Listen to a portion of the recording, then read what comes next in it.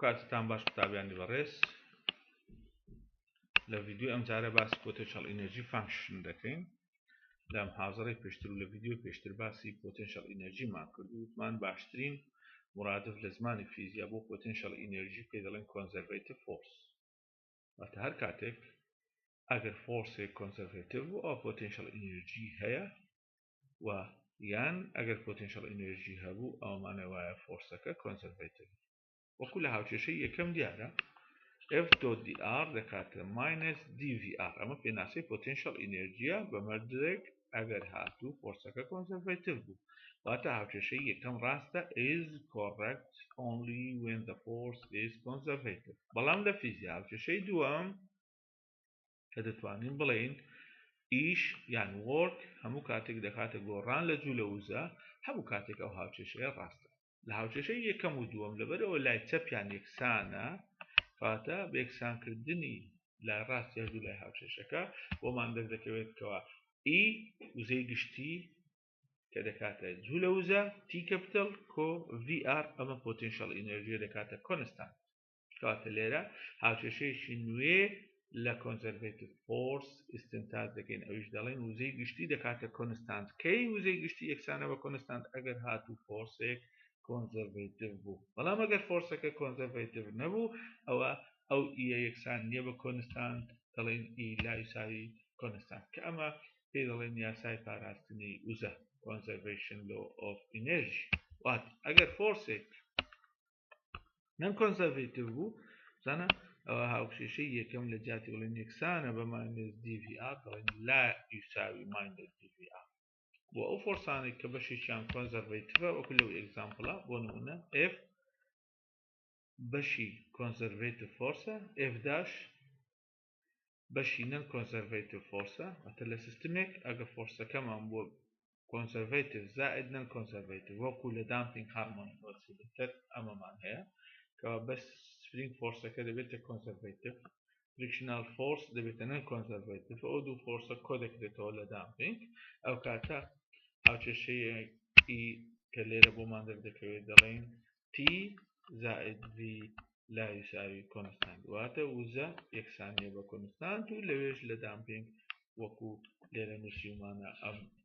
تێرمەمان ڕۆ کردەوە چکە لە بەشی نەن کۆنزەرڤەیتیڤ پارت F dot dr یەکسانیە بە کۆنستانت. کاتە F dot dr کە دەکاتە ناقص dvr لێرە Fەکە سێ بەشە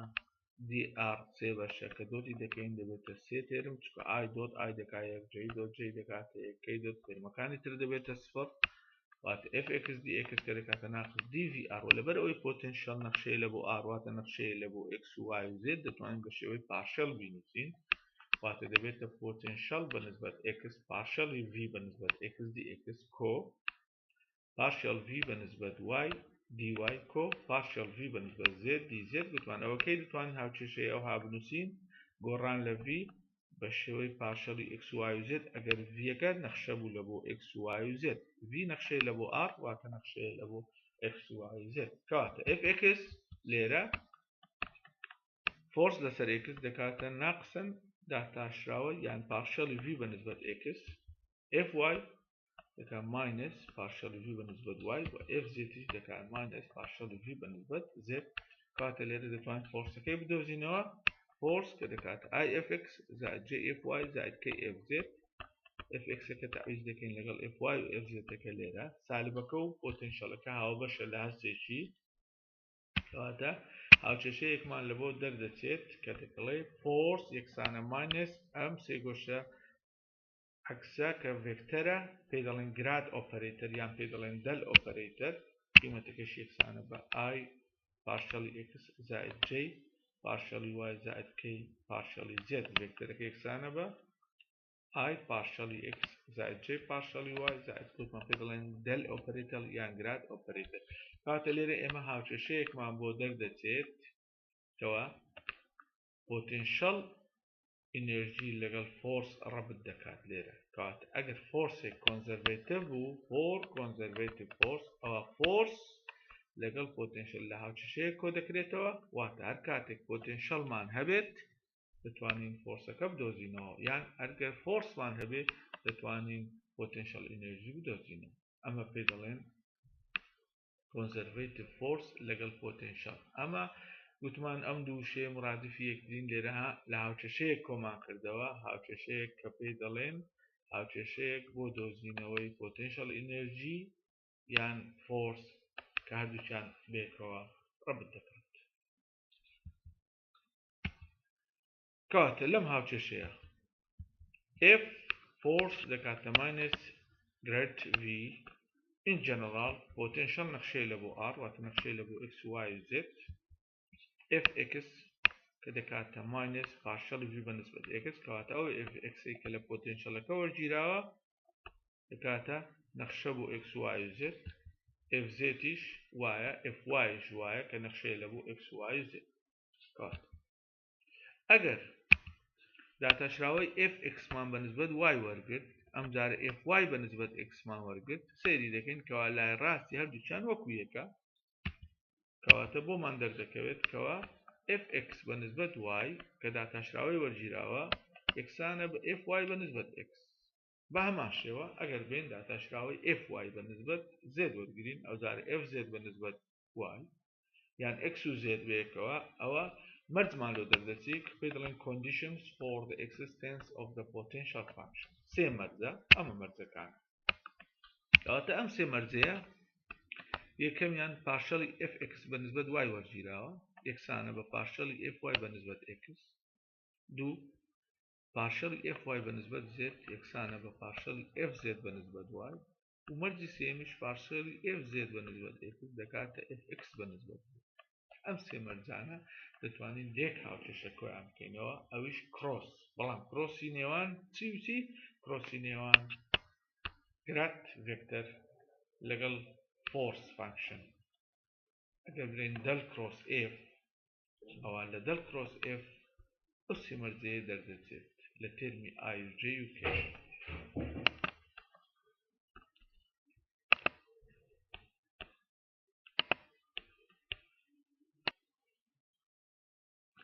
بەڵێ کەواتە تێستێکی ئاسان بۆ ئەوەی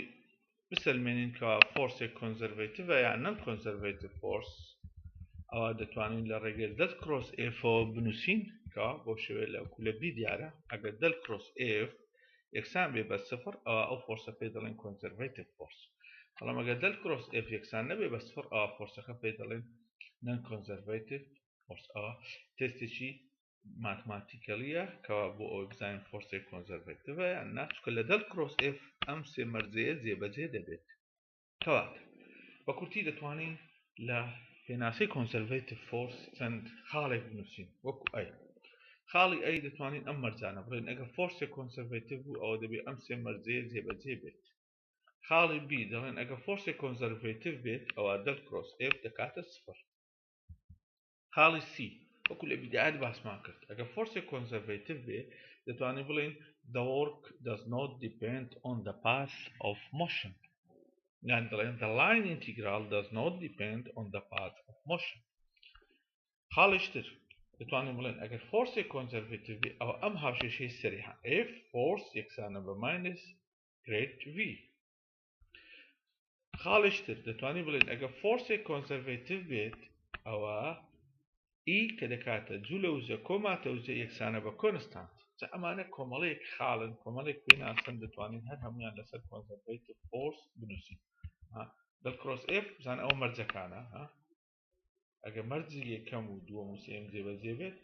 ئەوە لە ناو کەوانەی هەر هەمویان یەکسان دەبێت بە سفر کەواتە ئەوە دەبێتە تێستێکی ماتماتیکەڵی بۆ ئەوەی فۆرسێک کۆنزەرڤێتیڤ لێرە دێن چەند ئێگزامپڵێک لەسەر conservative force وەردەگرین بۆ نمونە یەک لەو ئێگزامپڵانە دەڵێ show that forces of the separable type are conservative دەبێت ئێمە بزانین ئەو فۆرسانەی کە پێیان دەڵێن separable type چییە separable type یعنی Fx تەنها دالێ لە بۆ X لێرە نووسراوە Fy تەنها دالێ لە بۆ Y و Fz تیش تەنها دالێ لە بۆ Z کەواتە ئەگەر بین لێرە داتاشراوەی Z بەنسبەت Y دەبتە سفر Y بەنسبەت Z سفر Fz بەنسبەت X Fx بەنسبەت Z اف واي بالنسبة اكس اف اكس بالنسبة واي هر هم يعني بيت صفر كواتا دل كروس اف أنا بصفر بقي هاوشي شيء دل كروس اف. example اشتر is the force field F يكسانه بوا conservative سنة force اشتداي تم F يكسانه بوا I X Y زائد J X Z زائد K Y Z قال I أو force conservative مثلا yes or no والهم K باش شوي test mark دل cross F دوزي نوع بقى سايد دل cross F سنة دوزي كم I J K و determinant أو partially X Y Z لفيكتوري جريد والجيراوة فورسا كش وكلية ديارة ترمي X X Y F Y X Z و F Z دبت Y Z كدي دوزي نوب زعني X عني بس فرق واحدة جوابك دلي the force يعني the field is not conservative يعني non-conservative. example اشتر for what values of the constants A, B, and C is the force conservative. Water قيمة A و B و C دبيت كم بيت بو أي أو force كوالي دراوة كيكسانة ب I ناو كوانا أي X زائد B Y تواندو زائد J C X Y كواتا ليرة A و B و C معناها دبي أو قيمتانا بدو زينو بو أي أو force conservative ليرة دارش تدلل كروس F دو زينو كده كاتا K C كم دو بي واي بلام ام زاره اما بو قيمة اي بي سي بدوزينو دبي ام دل كروس اف اي كده دسل يكساني بكين بس فرق بدلي قيمة اي بي سي بدوزو بو فورسك كونزرفاتيف بيت كيكساني دكي بس فرق او كاتا شرط كمان لبو دردسيت او دبي سي كي او هاوشي شي يكسان دبي بس فرق سيدي كين دلين سي يكسان بي بدو بي كاتا كاتي كسي يكسان بي بدو بي أو فرصة conservative بيت مثلا بودن أجر بي يك بيت سي ده بيت چار بيت أجر بي دو لا بودن أجر بي يك بيت سي ده بيت دو بيت مش كده بيت دو جارن هيك أجر بي دو بيت سي ده بيت چار بيت يعني دو اون دي بي أو كات أو كان يكسان ده بيت بس فرصة قيمتي أي جرينجينيا وات هر قيمتك بي يك بيت ده بيت سالب ده بيت صد بيت هر قيمتك بيت لهاوتش شكا أي جرين جيني كواتا أو جرين جليرة لهاوتش شكا أجر قيمتي بيك بيت سي كده بيت دو بيت أو كاتا فرصة كده بيت أو كاتا بيت يعني أجر بون من بي سي بيت أو سي كده بيت شش بيت أو أنا example نقصر أو يبو أو فرصة ببيتا conservative ليرة given the potential energy function V دالي لبو R وتدالي لبوها X Y Z ألفا X تواندو زائد بيتا X Y زائد جاما Z زائد C ليرة ألفا وبيتا وجاما وسي constant find the force function قلت معنى potential معناها بيت تتوانين force بدوزينو تون دين دحتاش راوي وردقرين زارك بالنسبة X زارك بالنسبة Y زارك بالنسبة Z وزان أجد داتا شراوي بالنسبة X وردقرين ليرة وزانا X تواندو دفت دو ألفا X ليش بي بيتا X Y ده بيتا Y دو ألفا X زائد بيتا Y داتا شراوي بالنسبة Y ترمي كم دبت الصفر ترمي دوم دبت بيتا X وتو والصفر أو الصفر وداتا شراوي بالنسبة Z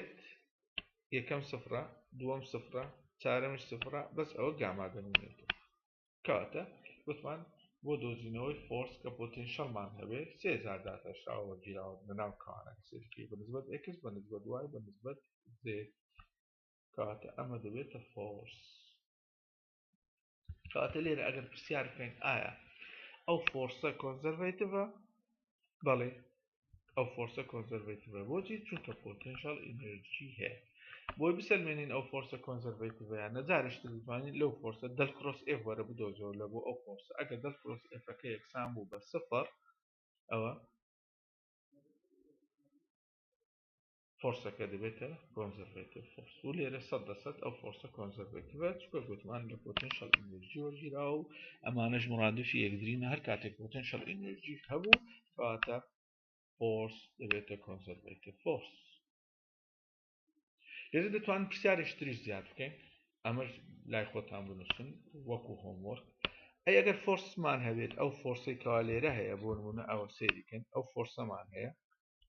پۆتێنشەلەکەی بدۆزەوە یعنی پرسیارەکە عکس دەکەینەوە لێرە فۆرسمان هەیە پۆتێنشەلەکەی دەدۆزینەوە دەبێت ئەو پۆتێنشەلەمان لێ دەرستەوە.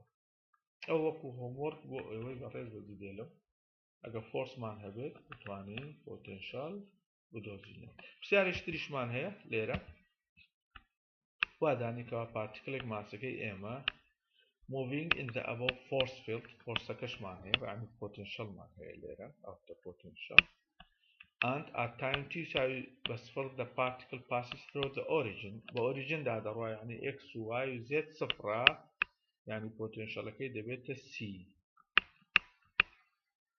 with speed v0 خێرایی v0 کەواتە لێرە ئێمە لە origin چیمان هەیە پۆتێنشەلمان هەیە و خێراییمان هەیە و خێراییمان هەیە یعنی دەتوانین بڵێن جوولە و زەمان هەیە چکار کاتێک خێراییمان هەبوو دەتوانین جوولە و زە بدۆزینەوە. باش what will the speed of the particle be دەڵێ خێرایی پارتیکلەکەی دەبێتە چی if and when it passes through the point r کاتێک بەو خاڵەی دادەڕوات ئەو پۆینتە ئەگەر سێری بکە ئێکسەکە یەکە وایەکە دووە زێتەکە یەکە یعنی دەتوانین لە جیاتی پۆزیشنەکە بنووسین کاتێک x و y و زێتمان یەکسانە بە یەک دوو یەک یعنی ئێکسەکە یەکە وایەکە دووە زێتەکەش یەک کاتە ئەو کاتە جارشتر دەتوانین پۆتێنشەڵ ئینەرژیەکە بدۆزینەوە ئەگەر x یەک بێت y دوو بێت z یەک بێت لێرە پۆتێنشەڵ و خێراییەکە دیار نیە یان دێن لێرە چی بەکاردێنین لێرە یاسای وزەی گشتی بەکاردێنین وزەی گشتی کە دەکاتە t زائد v لە هەردوو خاڵ لە ئۆریجن تیمان هەیە و vشمان هەیە یعنی کائینەتیک ئینەرژیمان هەیە و پۆتێنشەڵ ئینەرژیشمان هەیە لە خاڵەکەی تر پۆتێنشەڵ ئینەرژیمان هەیە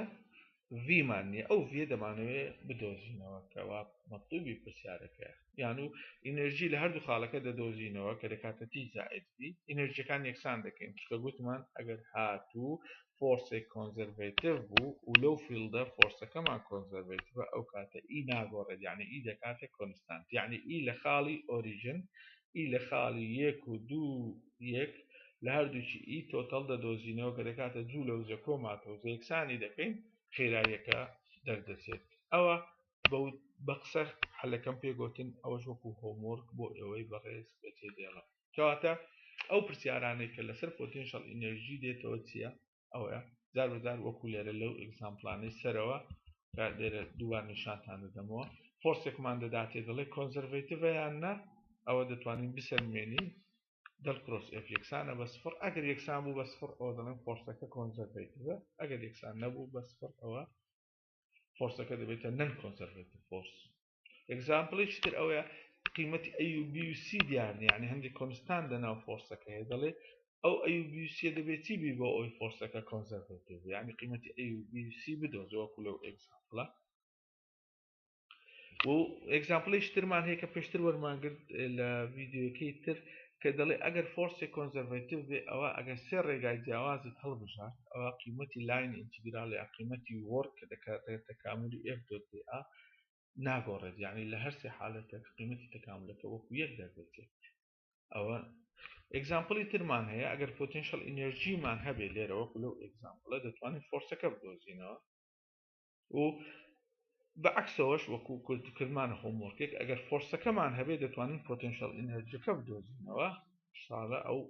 هۆموەرکانە لەناو کەمپەس دووبارە لێتان دەپرسمەوە ئەگەر هاتنەوە لەناو کەمپەس ئەو ڕۆژەی کە محازەرەمان هەبێت زانین چی ئەو پرسیارەی پێ حەل دەکرێت ئەگەر فۆرسەکەمان هەبێت چۆن پۆتێنشەڵ ئینەرژی دەدۆزینەوە لە وەرەقەیەک لە بۆم حەلکەن و لەوێ سەیری حەلەکانتان دەکەم و ئەو ئێگزامپڵەش وەکو ئێستا بەدەو پێم گوتن کەوا پارتیکلێکمان هەیە بە دوو خاڵدا دەڕوات لە هەردوو خاڵەکەمە دوو معلوماتمان دەوێت لەسەر بە ئینەرژی حەلی دەکەین کە تۆتەڵ ئینەرژی دەکاتە کاینەتیک ئینەرژی زائد پۆتێنشەڵ ئینەرژی لە هەردوو خاڵەکە کۆمەڵە معلومات مەسەڵەن لە خاڵی ئۆریجن هەم پۆتێنشەڵ ئینەرژیمان هەیە هەم خێراییەکە ڤینۆت هەیە بەڵام لە خاڵی دووەم خاڵەکە کە لێرە دەتوان بڵێن خاڵی یەک و دوو یەک ئۆریجن یعنی 0 0 0 أو خالة إكسكيكا واي دوا وزيتكا هي كاتا لو خالش دتوانم potential energy بدوزموا وداوای خێراییم لێ دەکا. What will the speed of the particle be if and when it passes through the point؟ دەڵێ خێرایی پارتیکلەکە دەبێت چەند بێت و دەبێتە چەند کاتێکەوە بە خاڵی 1 و 2 یەکدا دەڕات. ئەوەش وەکو هۆموەرک دێڵمەوە دوای زیاتر لەگەڵ ئێوە باسی دەکەین. لێرە کۆتایی بە ڤیدیۆ ئەم جارەشمان دێنین لەم حاضەڕەی داهاتوو ئینشاءڵڵا باسی تەطبیقاتی چارتەری 4 دەکەین کە general motion of a particle یەک لە تەطبیقاتە هەرە گرنگەکانی general motion projectile motion کە لە زۆر بوار بەکاردێت تەطبیقاتش ترمان هەیە لە general motion ئەوش پێ دەڵێن motion of a particle in يعني motion of charged particle in magnetic field, in electric field, in electromagnetic field أمانة تطبيقات يعني constrained motion of a particle أمانة همو تطبيقات ل chapter 4 إن شاء الله لفيديو محاضراتي داهاتو باسيان ليوا دكين